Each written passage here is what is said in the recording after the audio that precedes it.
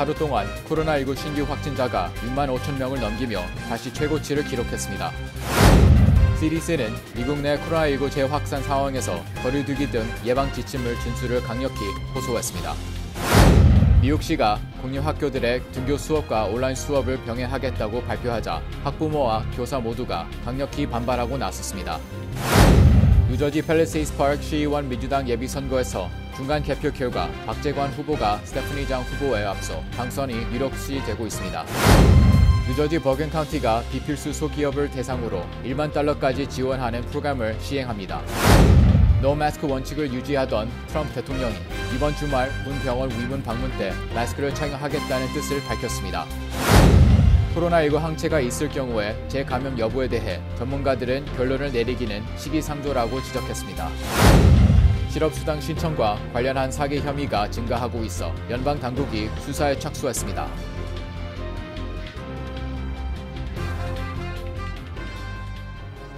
코로나19로 어려움을 겪고 있는 우리 이웃에게 희망을 주는 은행, 뉴 밀레니엄 뱅크. 뉴 밀레니엄 뱅크가 여러분과 함께합니다.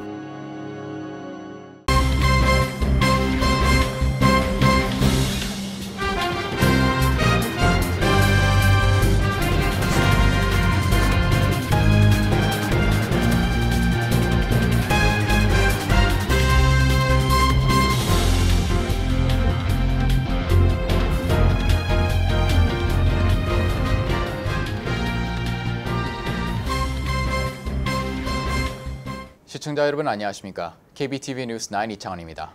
안녕하십니까? KBTV 뉴스 9 전상입니다. 첫 번째 소식입니다. 어제 하루 동안 코로나19 신규 확진자가 6만 5천 명을 넘기며 다시 최고치를 기록했습니다. CNN 등의 보도에 따르면 어제 기준으로 지난 24시간 동안 미국에서 모두 6만 5,551명이 새로 감염됐으며 캘리포니아, 플로리다, 텍사스주는 일제히 하루 신규 사망자가 최고를 기록했습니다. 캘리포니아 주에서는 7,031명의 신규 환자가 나왔으며 사망자는 149명으로 코로나19 사태 이후 최고치를 기록했습니다. 플로리다 주에서는 8,935명의 신규 환자가 나오며 누적 환자가 23만 2천여 명으로 증가했습니다. 신규 사망자도 가장 많은 120명이 발생했습니다. 텍사스 주에서도 하루 사망자가 가장 많은 105명 기록했고 신규 환자도 9,782명으로 최다 기록을 넘었습니다. 텍사스주 휴스턴의 실베스터 터너 시장은 이 도시, 이 주의 코로나 바이러스는 통제 불능 상태라며 우리가 오늘 그리고 앞으로 몇 주간 할 일은 이 바이러스를 통제 가능한 상태로 되돌리는 게 핵심이라고 전했습니다. 노스캐롤라이나 주에서는 이번 환자가 1,034명까지 올라가 최고를 기록했고 2,029명의 신규 환자가 나왔습니다.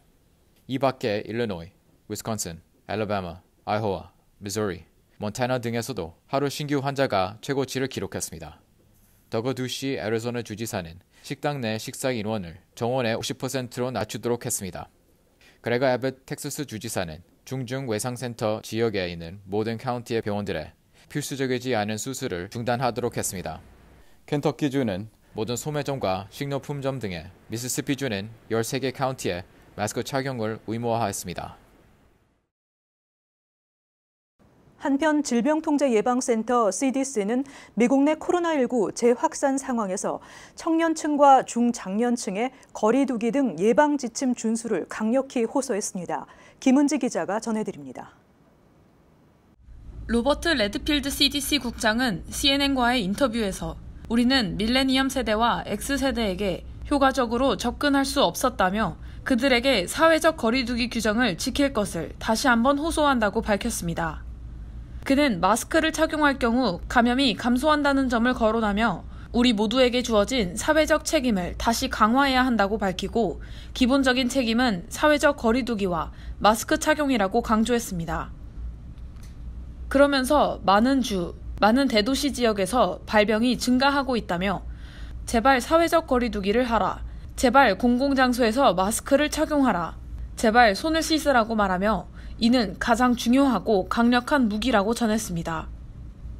이와 함께 기본적으로 지금은 술집에 가지 말라며 현재 그럴 때가 아니라고 지적했습니다. 미국에선 지난 4, 5월 코로나19 확산 진정세 이후 젊은 확진자 비중이 높아진 것으로 알려져 있습니다. CDC의 예방 지침은 같이 살지 않는 다른 사람들과 6피트 이상 거리를 유지하기 어려운 혼잡한 장소와 모임은 피할 것을 권고하고 사람이 붐비는 공간에 있다면 6피트의 거리를 유지하고 마스크를 착용해야 합니다. 주로 오랫동안 밀접하게 접촉한 사람 사이에 전파되며 전파는 감염된 사람이 기침이나 재채기 또는 말을 할 때 입이나 코에서 나오는 비말이 공중으로 퍼져서 근처에 있는 사람의 입이나 코 또는 폐로 흡입됩니다. 최근의 연구에 따르면 감염되었지만 증상이 없는 사람도 코로나19 전파 가능성이 있습니다. KBTV 뉴스 김은지입니다. 뉴욕시가 공립학교들의 9월 학기부터 학생들 간의 거리 유지 확보를 위해 등교 수업과 온라인 수업을 병행하겠다고 발표하자 학부모와 교사 모두가 강력히 반발하고 나섰습니다. 뉴욕시 공립학교가 등교 수업과 온라인 수업을 병행할 것이라는 발표에 일부 맞벌이 부모들은 자녀가 집에서 온라인 수업을 받는 경우 이를 돌봐줄 여력이 없다며 병행 수업 정책을 강력히 비판하고 있습니다. 또 학생들의 학업 성취도를 향상시키기 위해서는 100% 등교 수업을 진행해야 한다고 주장했습니다.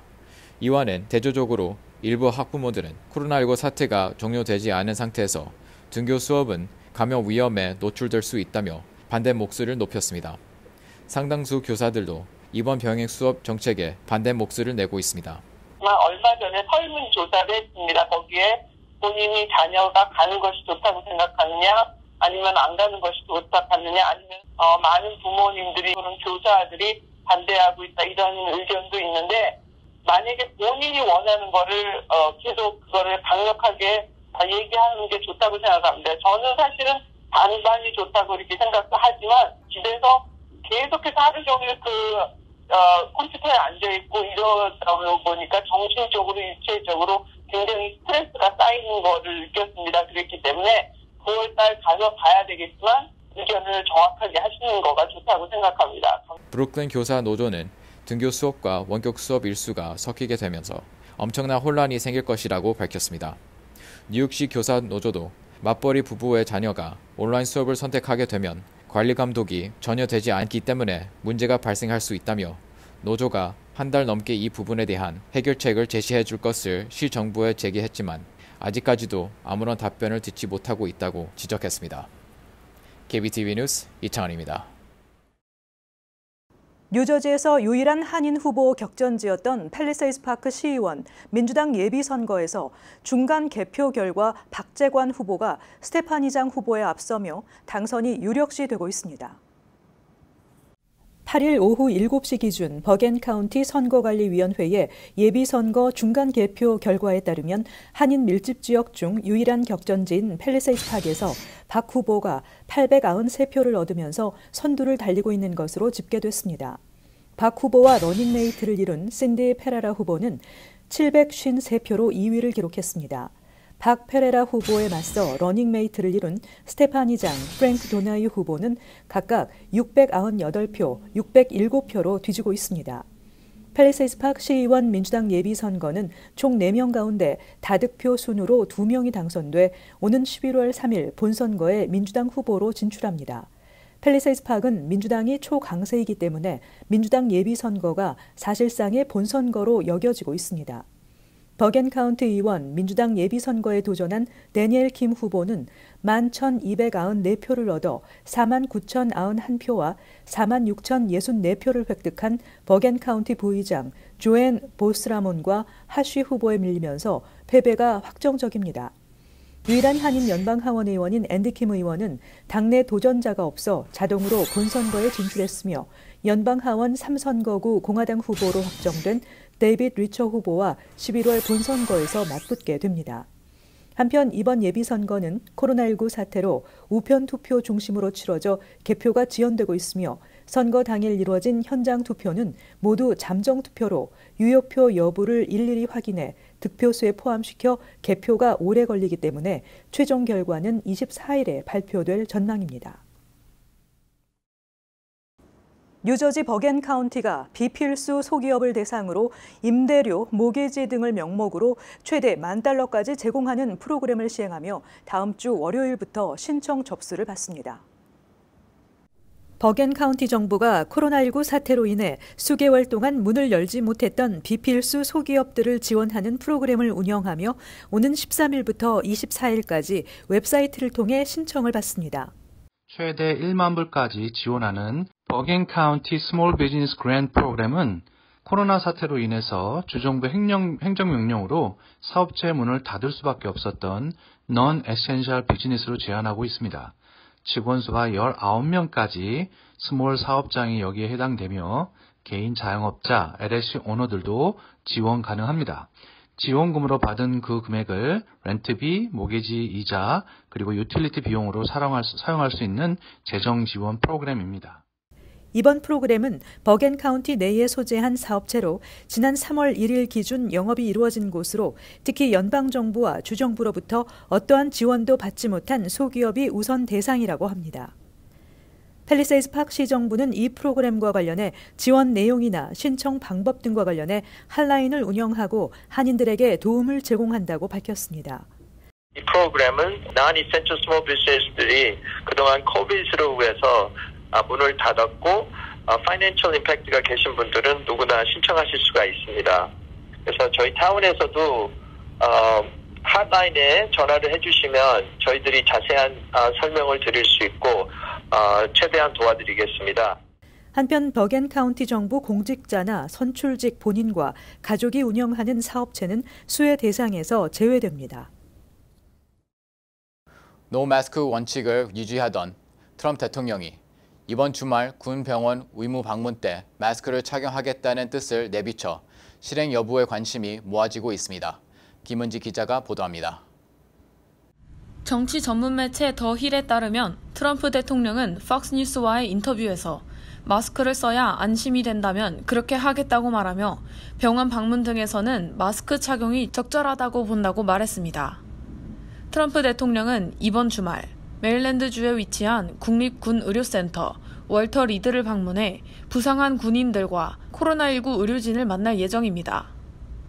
트럼프 대통령은 훌륭한 일을 해낸 사람들을 만날 것이라며 월터 리드에 들어갈 때 마스크를 쓸 계획이고 그들이 병원에 입원해 있으니 적절한 조치라 생각한다고 말했습니다.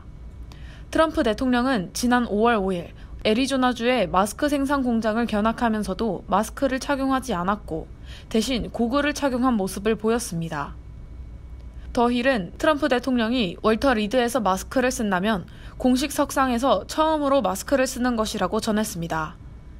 트럼프 대통령은 그동안 마스크 착용에 반대하지 않는다면서도 공식 석상에서 마스크 착용을 거부해왔는데 지난 5월 미시간주 포드 자동차 공장 방문 때는 마스크를 쓴 모습이 NBC 방송 카메라에 찍히기도 했습니다. 기자들의 카메라가 없는 곳에서는 마스크를 썼다는 것입니다. KBTV 뉴스 김은지입니다. 코로나19 항체가 있을 경우에 재감염 여부에 대해 면역 전문가들은 결론을 내리기는 시기상조라고 지적하고 있습니다. 뉴욕타임스 보도에 따르면 뉴욕주가 6월 말까지 주 전역에서 약 28,400명을 대상으로 실시한 결과 이 중 약 21.6%가 항체를 보유하고 있는 것으로 밝혀졌습니다. 뉴욕시에서는 검사 대상 31만 4천 명의 26%가 항체 양성 반응을 보였습니다. 뉴욕시 각 타운별 클리닉에서 실시한 검사 결과 드러난 항체 보유 비율은 퀸스 코로나 지역 68%, 잭슨 하이츠 56%, 브루클린 플랫부시 45% 등이었습니다. 이들 지역은 주로 저소득층 히스패닉 노동자들이 많이 사는 곳입니다. 반면에 부유한 백인 거주 지역인 브루클린의 코블힐에서는 항체 보유 비율이 13%에 그쳤습니다. 뉴욕타임스는 이 같은 검사 결과는 만약 항체 보유자들이 100% 면역력을 갖게 된다면 2차 코로나 팬데믹 때는 백인 커뮤니티의 바이러스 감염 비율이 소수계의 감염 비율보다 훨씬 높아질 것임을 시사하고 있다고 전했습니다. 1차 코로나 팬데믹 기간 중에는 히스패닉, 흑인 등 저소득 계층 환자가 백인 환자보다 2~3배나 많았지만 그 결과 면역력이 생기는 항체 보유자는 백인을 크게 앞지르고 있기 때문입니다. 그러나 면역 전문가들은 코로나 바이러스의 경우 항체가 생기면 100% 재감염이 안 된다고 단정하기는 아직 이르다고 주장했습니다. 한국의 국립중앙의료원 신형식 감염병 센터장은 이와 관련해 가벼운 코로나 증상을 앓으면 항체가 생겨도 오래 가지 않기 때문에 또 걸릴 수 있다며 재감염 가능성을 강조하고 있습니다. 코로나 증상이 경미할수록 항체가 생겨도 오래 가지 않는데 6개월 또는 1년 안에 사라질 수 있다는 주장입니다. 콜롬비아 대학의 바이러스 학자인 라스무센 박사는 현재까지 항체 검사의 정확성이 입증되지 않았고 항체 보유로 형성된 면역력이 얼마나 강한지 면역력 지속 기간이 얼마나 되는지 등이 분명하지 않다고 지적하면서 코로나19 항체의 존재가 개인에게 어떤 의미가 있는지에 대해 더 많은 조사와 연구가 필요하다고 말했습니다. 코로나19 사태로 지난 3개월 동안 미 전역에서 약 4천만 명이 실업수당을 청구한 것으로 추산되고 있는 가운데 실업수당 신청과 관련한 사기 혐의가 증가하고 있어 연방당국이 수사에 착수했습니다. 연방수사국 FBI는 미 전역에서 다른 사람의 신분을 도용해 실업수당을 받아내는 등의 사기가 급증하고 있다고 밝히고 대대적인 수사에 착수했다고 밝혔습니다. FBI 관계자는 대다수의 실업수당 사기가 피싱이나 온라인 해킹 등의 수법으로 훔친 타인의 신분을 도용해 이루어지고 있다며 신청하지도 않는 실업수당과 관련해 메일이 온다거나 자신의 은행 계좌에서 실업수당과 관련된 금융거래를 발견할 경우 당국에 신고해달라고 밝혔습니다. 이와 함께 코로나19 사태로 실업수당 심사가 허술해진 틈을 타 수입을 속이거나 취업 사실을 밝히지 않은 채 허위로 실업수당을 신청하는 사례도 나타나고 있습니다. 당국은 직장에 복귀하거나 새 일자리 취업 사실을 밝히지 않고 실업수당을 청구하는 것도 명백한 사기 행위에 해당한다며 경고하고 있습니다. 연방당국은 지난 3월부터 시작된 코로나19로 인한 실업수당 신청 중 약 10%, 지급액 중 약 260억 달러 정도가 사기나 허위 청구자에게 지급됐거나 지급될 수 있을 것으로 추산하고 있습니다. 연방노동부의 스캇 달 검사관은 부적절한 실업수당 청구 비율은 더 높아질 수 있다고 경고했습니다.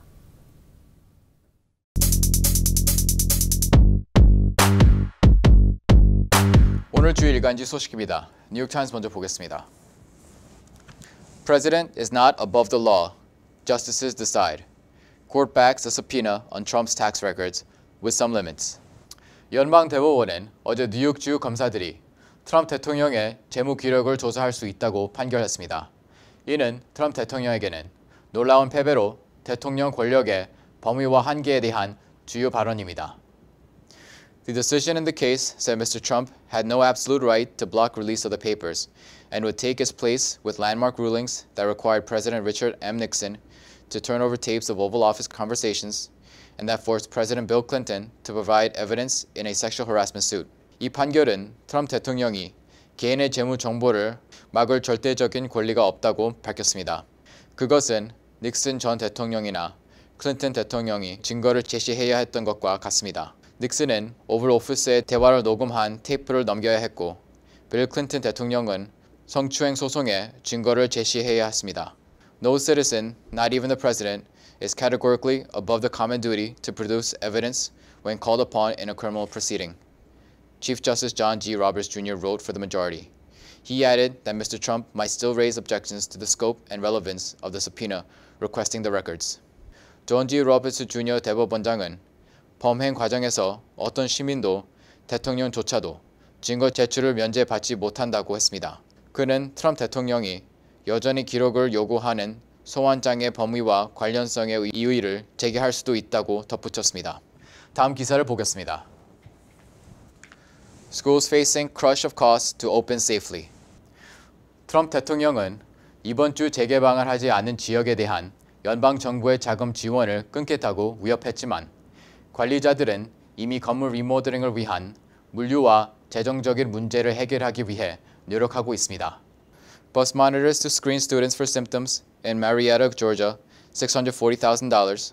Protective gear and classroom cleaning equipment for small district in rural Michigan, $100,000. Disinfecting school buildings and hiring extra nurses and educators in San Diego, $90 million.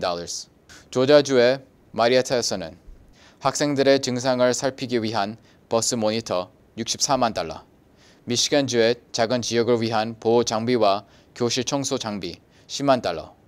샌디에이고에서 학교 건물을 소독하고 간호사와 교육자를 추가로 고용하는 것에 9천만 달러가 필요하다고 밝혔습니다.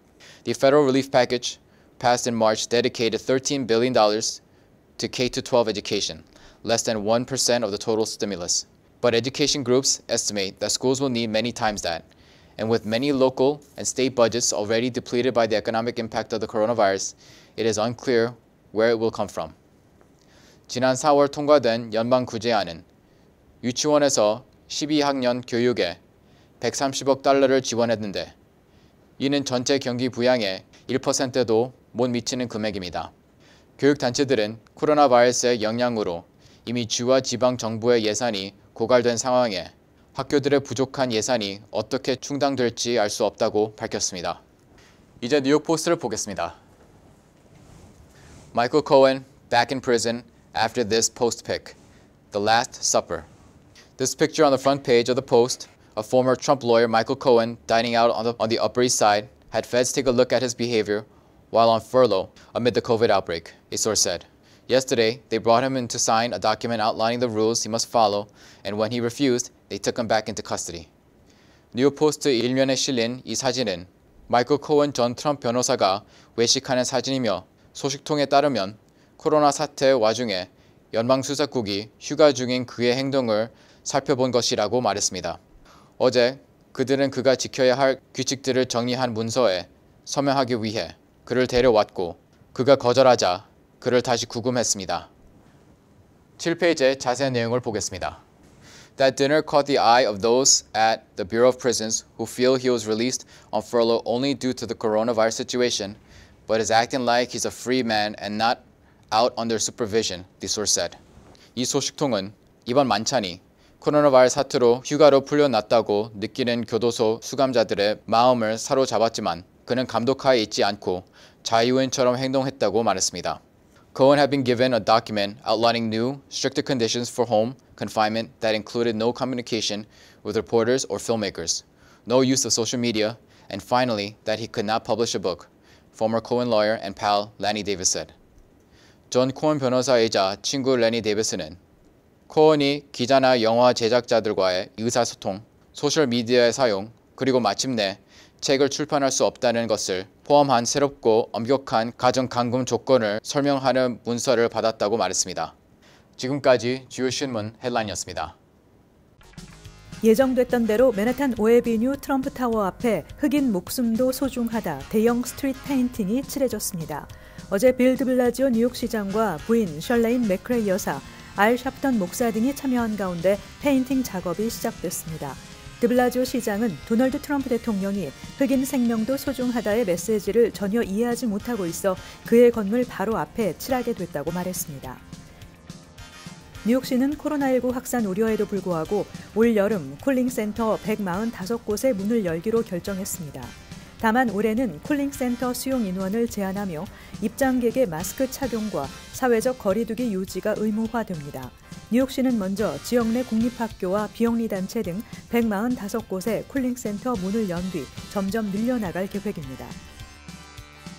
한인 학생들이 많이 다니는 뉴저지 버겐 커뮤니티 칼리지가 코로나19의 위험을 이유로 올 가을 학기 수업을 원격으로 진행하고 수업료를 동결하기로 했습니다. 학교 당국에 따르면 극히 일부의 실습 수업을 제외하고는 원격으로 진행됩니다. 이는 앞서 러커스 대학도 올 가을 학기 수업 대부분을 원격으로 진행하고 수업료를 동결한다고 밝힌 바 있어 학생들이 수업료 인하를 요구하는 온라인 청원을 시작한 상태입니다. 필 머피 뉴저지 주지사는 차량국 업무 개선을 위한 긴급 개선 사항을 발표했습니다.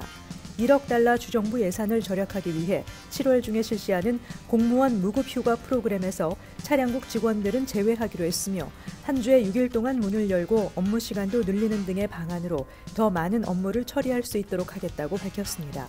또 온라인 업무 활성화를 위해 장비와 소프트웨어 인력을 더욱 보강할 예정입니다.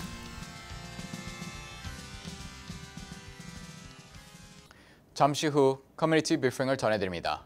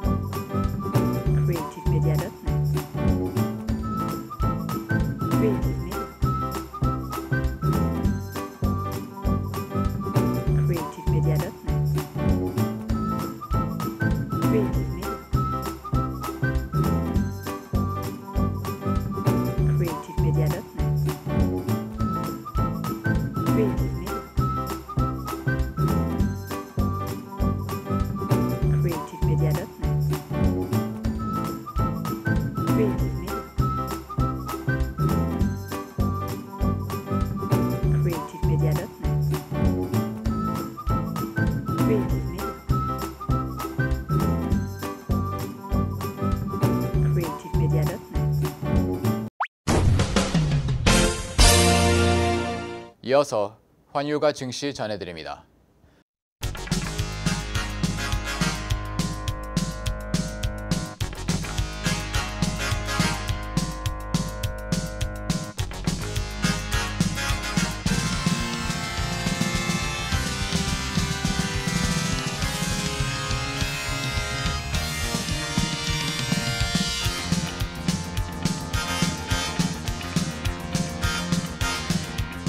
잠시 후 뉴욕과 뉴저지 날씨 전해드립니다.